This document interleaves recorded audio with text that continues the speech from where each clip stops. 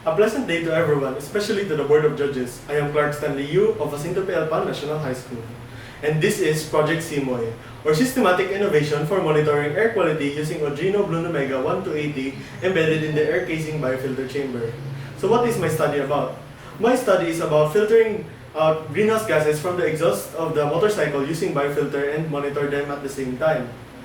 For the executive summary, the coconut spot fiber will be collected from Barangay Maitom, Tandag City, Surigao del Sur, Philippines, will be washed with distilled water, air-dried, and will be stored in a small box. The coconut spot fibers will be washed with distilled water in order to remove inclusions and foreign particles, and then will be air-dried for 2 days. Coconut spot fibers will be formed into a rectangular shape having a dimension of 8 by 8 cm. The air casing chamber will be made from thick metal plates. The prototype design of the air casing chamber is similar to the existing catalytic device installed in the four-wheels vehicles. The air casing chamber has 4 mm thickness and a length of 90 mm and is divided into 2 parts. Coconut spot fiber will be placed between 2 metal plates made with holes approximately 1 cm in diameter, evenly distributed about apart from each other. The top and bottom part of the chamber is to cover the materials and can be fitted and tightened using nuts, washers, and bolts. This device is installed next to the exhaust pipe and motorcycle. The tail end of the air casing is set towards the air. For the significance of my study, air pollution is currently the leading cause of premature death, with more than 6 million people dying prematurely each year from heart attacks, strokes, diabetes, and respiratory disorders. This study will be a great help since farmers can earn an additional income through selling their coconut spot fiber product and utilize it as an efficient, effective biofilter medium.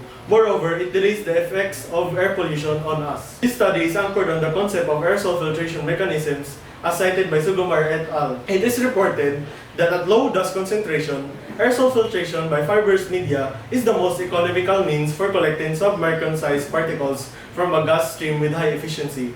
It is used in many applications such as respiratory protection, air cleaning from smelter effluent, processing of nuclear waste, dust collection at power plants, and clean rooms, and so on.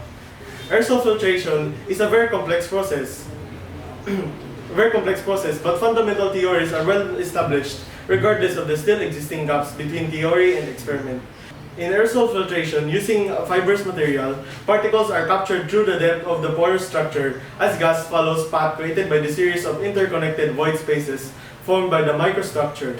Particles can be captured through mechanisms depicted in the figure as diffusion, interception, inertial impaction, electrostatic interaction, etc.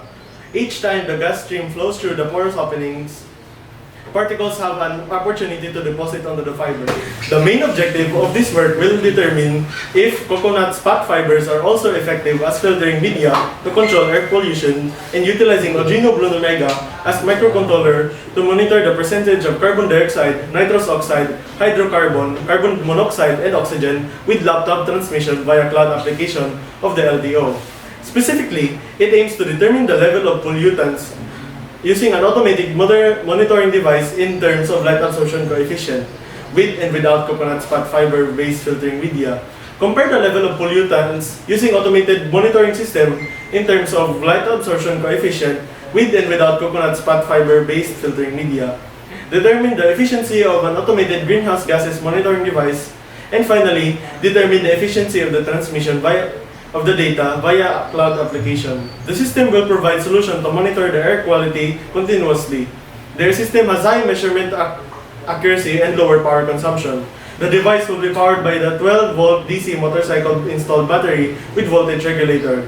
The system provides an automatic data transmission to the server of the LTO during the renewal and new registration of motorcycles. And with that all said, thank you very much for listening.